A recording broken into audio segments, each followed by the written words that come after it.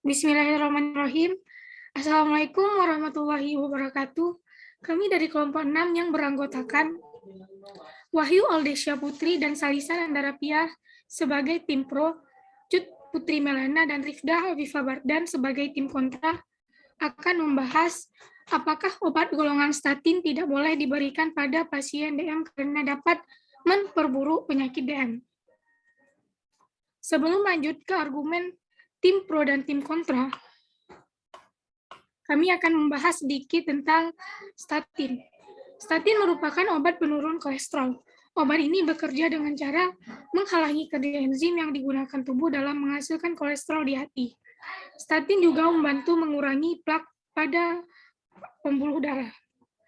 Penelitian yang dilakukan oleh Universitas Harvard melaporkan bahwa penggunaan obat golongan statin memiliki kemungkinan meningkatkan risiko diabetes tipe 2 pada beberapa orang. Apakah hal tersebut benar atau salah? Saya persilakan Wahyu Aldesya Putri sebagai pembicara tim pro pertama untuk menyampaikan argumennya. Saya setuju dengan pernyataan bahwa obat statin dapat memperburuk penyakit DM, sebagaimana dari jurnal yang telah saya baca, yaitu Jurnal Biomedika dan Kesehatan. Next.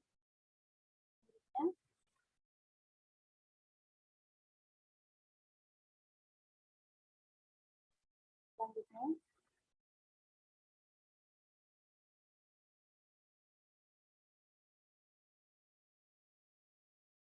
telah dilakukan banyak studi observasional, pseudonymous, controlled trial atau HCPS dan meta-analisis.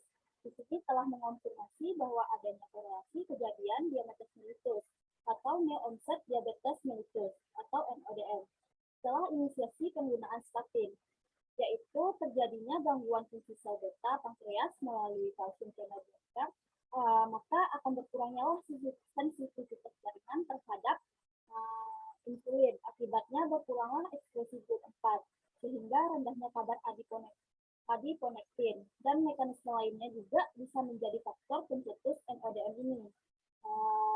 Dan juga dari hasil studi sebelumnya juga memperlihatkan bahwa insiden NODM ini pada kelompok penggunaan statin lebih tinggi dibandingkan dengan non-penggunaan statin, yaitu sebesar 1.709 individu atau 7,64% pada grup dengan non-statin.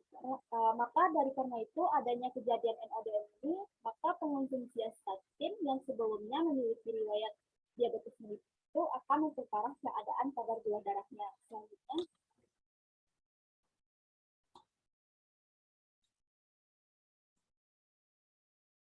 dari jurnal yang lain juga saya membaca, yaitu jurnal Pharmaceutical Science and Clinical Research, bahwa penggunaan statin ini memang berkaitan dengan meningkatnya gula darah puasa pasien, sebagaimana beberapa studi ini telah menunjukkan statin ini dapat menyebabkan hiperglikemia dengan meningkatkan konsentrasi kalsium dalam sel sehingga menyebabkan penurunan peletasan insulin. Dan juga telah dilakukan juga penelitian kepada orang yang menderita diabetes mellitus beserta riwayat penyakit dislipidemia. Setelah mengonsumsi obat statin ini, kadar gula darahnya itu meningkat. Maka dari itu menurut saya statin ini tidak bisa diberikan kepada orang yang mempunyai riwayat diabetes mellitus karena dapat mengganggu update glukosa oleh sel dengan menginduksi perubahan human glukosa transposase 1 atau GLUT1. Selanjutnya juga berdasarkan jurnal yang ketiga yang saya dapatkan, yaitu jurnal Ashifa Jurnal Farmasi. Selanjutnya peningkatan risiko kenaikan standar gula darah ini itu dapat memperkembangkan diabetes mellitus 2 pada penderita diabetes mellitus. Sebagaimana telah diketahui bagi pengguna statin, dengan hasil penelitian bahwa 950 pasien atau 7,8% mengalami kenaikan statin. Dengan hasil penelitian ini mendapatkan hasil bahwa obat golongan statin ini tidak cocok untuk penderita diabetes mellitus.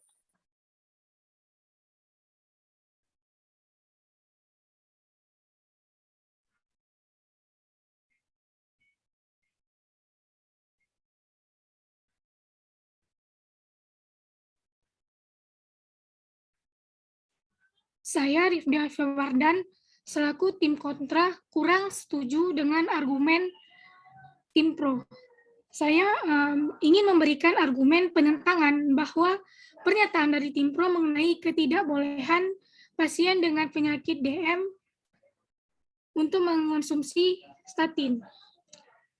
Dilansir dari jurnal Biomedica 2020 tentang paradigma baru untuk statin, yaitu efek kardioprotektif atau menginduksi diabetes mellitus onset baru.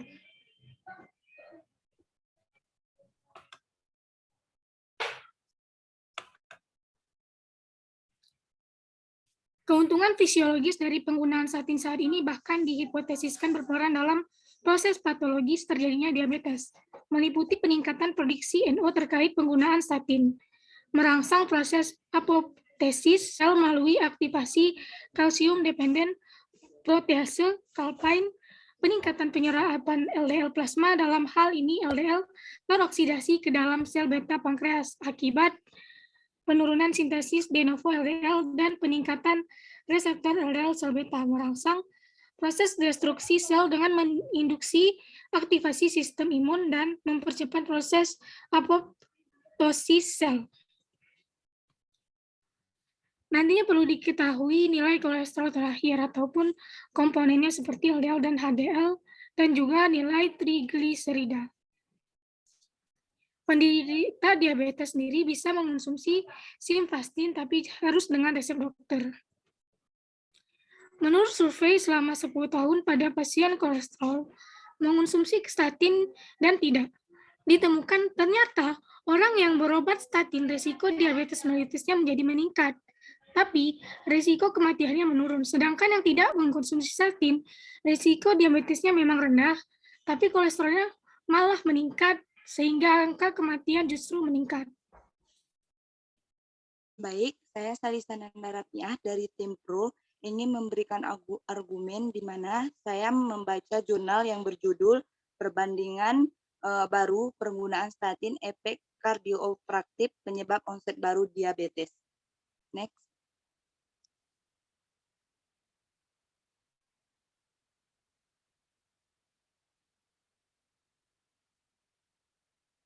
Nah, di dalam jurnal tersebut baru-baru ini ditemukan sebuah bukti bahwa statin mempengaruhi sensitivitas jaringan terhadap insulin dan sekresi insulin oleh sel B dalam sebuah studi observasional terhadap 8.000 subjek pengguna statin penyebab terjadinya peningkatan kadar glukasa darah. Terdapat beberapa hal yang menyatakan bahwa statin menjadi penyebab DODM melalui mekanisme resistensi insulin di jaringan. Pertama, melalui penurunan fosforilasi insulin reseptor substrat 1 atau IRS1 dan regulator RHOH, dan yang kedua ada penurunan translokasi GLUT4 ke membran sel dan RAB4 protein G dalam proses translokasi GLUT4. Dan yang ketiga, adanya penekanan pembentukan protein membran converlin 1, dan yang keempat melalui proses hambatan sekresi insulin diduga mendasari terjadinya DODM akibat peningkatan influx kolesterol LDL ke dalam sel beta yang menghambat aktivitas glukokinase serta mengganggu metabolisme glukosa dan pemblokiran L-tipe CA2+ channel pada sel beta. Next.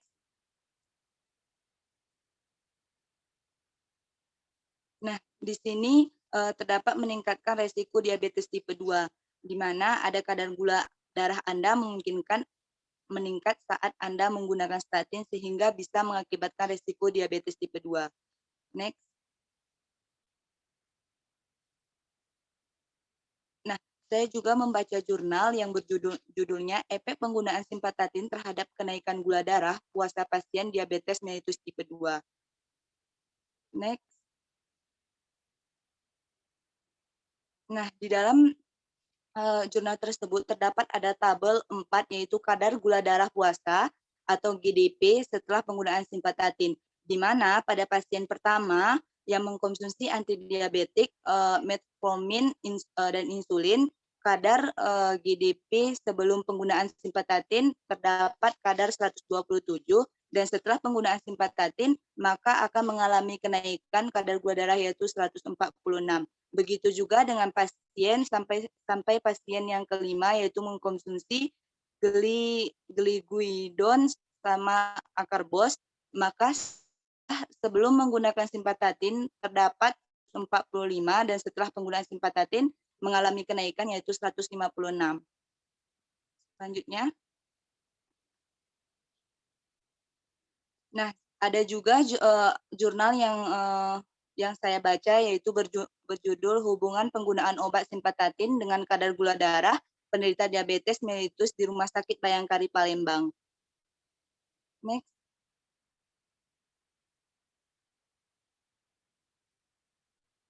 Di mana di dalam jurnal tersebut ada pengukuran dilakukan dengan cara memberikan obat diabetes kepada penderita DM. Lalu setelah kadar gula darah turun, pasien yang sama diberikan simpatatin selama 1 bulan, ternyata kadar gula darah seluruh pasien kembali meningkat. Maka dari itu, saya kurang setuju orang yang mengalami DM menggunakan simpatatin.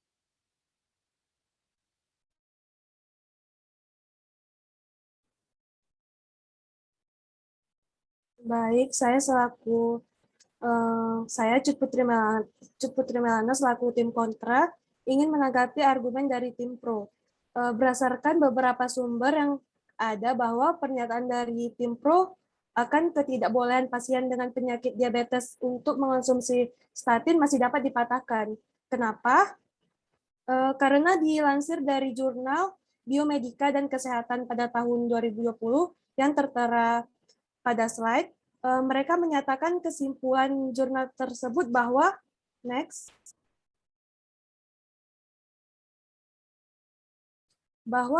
obat golongan statin tetap dipilih untuk dijadikan terapi utama maupun pilihan lain untuk penyakit kardiovaskular ini. Hal yang paling penting seharusnya ialah untuk tetap memonitoring kadar gula darah dari pasien serta memberikan edukasi kepada pasien untuk selalu menerapkan pola hidup sehat seperti mengonsumsi buah dan sayur, menghindari junk food atau makanan yang berlemak jenuh, dan melakukan aktivitas fisik yang cukup seperti olahraga dan lainnya. Next.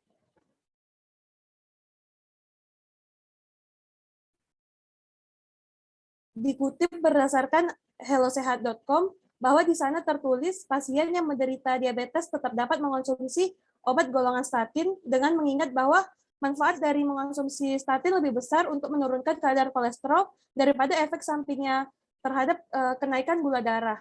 Namun tetap harus mempertimbangkan lebih lanjut terkait dosis yang akan diberikan dan disarankan untuk memulai dari dosis yang rendah karena telah banyak studi yang mengonfirmasi adanya hubungan yang erat antara dosis penggunaan statin dengan DM. Selain itu, tetap wajib menggunakan resep dokter. Next. Selanjutnya, berdasarkan Jurnal Penelitian Kesehatan 2020, yaitu hubungan penggunaan obat simvastatin dengan kadar gula darah penderita DM di Rumah Sakit Bayangkara Palembang, mengatakan bahwa, next, setelah mereka melakukan penelitian terhadap responden untuk mengonsumsi statin selama 1 bulan, maka tampak bahwa kadar gula darah memang naik, sehingga diduga mengonsumsi statin dapat meningkatkan risiko diabetes sekitar 12%. Namun, setelah diamati bahwa responden dengan aktivitas fisik yang tidak cukuplah yang cenderung mengalami kenaikan kadar gula darah, sehingga mengonsumsi statin bukan menjadi penyebab utama kenaikan gula darah ini, namun dapat dikarenakan kurangnya aktivitas fisik dan pola hidup menyimpang lainnya. Sehingga kembali lagi bahwa mengonsumsi statin akan lebih memberikan manfaat besar untuk menurunkan kolesterol serta dapat memberikan proteksi terhadap jantung daripada efek samping terhadap kenaikan kadar gula darah. Sayangnya, kesimpang siuran berita ini mengakibatkan banyak pasien dengan kolesterol tinggi yang akhirnya berhenti mengonsumsi statin karena takut malah menderita diabetes. Akibatnya kadar kolesterol dalam darah terus naik dan justru meningkatkan risiko kematian. Selanjutnya saya kembalikan kepada Rifda selaku pembuka dalam debat ini.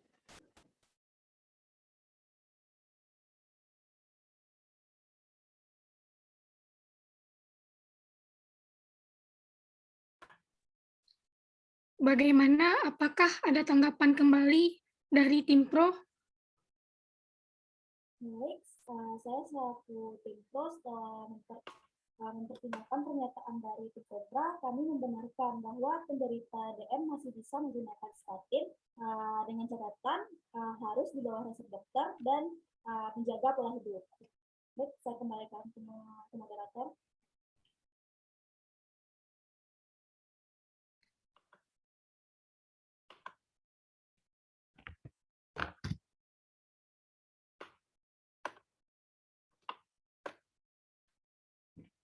Adapun hasil akhir atau kesimpulan yang dapat kita tarik mengutip dari jurnal American Heart Association telah mengeluarkan pernyataan ilmiah bahwa penggunaan statin hanya menimbulkan risiko minimal 0,2% per tahun. Nah, mengenai kejadian ini lebih dominan kepada penggunaan statin yang sudah memiliki risiko diabetes. Terdapat studi yang menyatakan bahwa statin memang meningkatkan risiko NODM, sejalan dengan kepatuhan penggunaan obat ini.